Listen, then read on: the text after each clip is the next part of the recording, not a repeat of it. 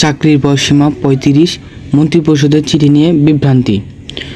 সরকারি চাকরিতে প্রবেশের বয়সসীমা বাড়িয়ে ৩৫ বছর করতে প্রশাসন অ্যাডমিন ক্যাডার কর্মকর্তাদের সংগঠন বাংলাদেশ অ্যাডমিনিস্ট্রেটেড সার্ভিস অ্যাসোসিয়েশনের আবেদন জনপ্রশাসন মন্ত্রণালয়ে পাঠিয়েছে মন্ত্রিপরিষদ বিভাগ।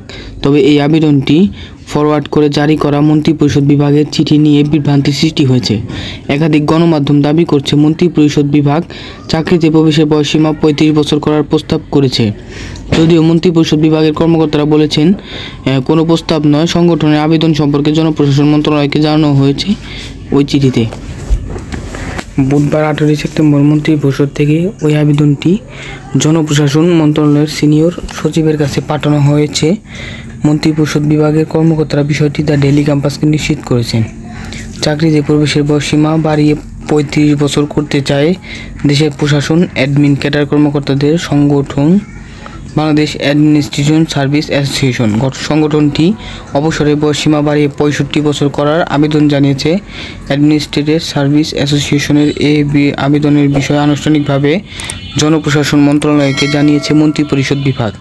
বুধবার পাঠানো এই চিঠিতে বরাবর একাধিক গণমাধ্যম জানিয়েছে মন্ত্রিপরিষদ বিভাগ চাকরিতে প্রবেশের বয়সসীমা ৩৫ বছর করার প্রস্তাব করছে।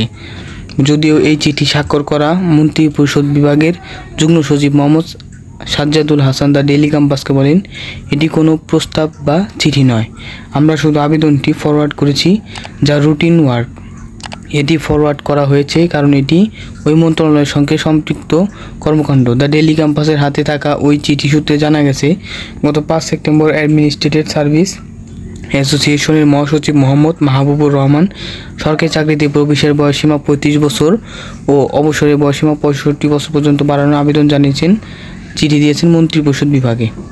যুগ্ম সচিব মোহাম্মদ সাজ্জাদুল হাসান স্বাক্ষরিত ওই চিঠিতে বলা হয়েছে, এই বিষয়ে জনপ্রশাসন মন্ত্রণালয়ের কর্মপরিধির সম্পৃক্ততা থাকায় সদয় অবগতি ও প্রয়োজনীয় ব্যবস্থা গ্রহণের জন্য নির্দেশক্রমে অনুরোধ করা হলো। তো এই রিলেটেড বিজ্ঞপ্তিতে আপনাদের মতামত কি সেটি কমেন্ট করে জানান।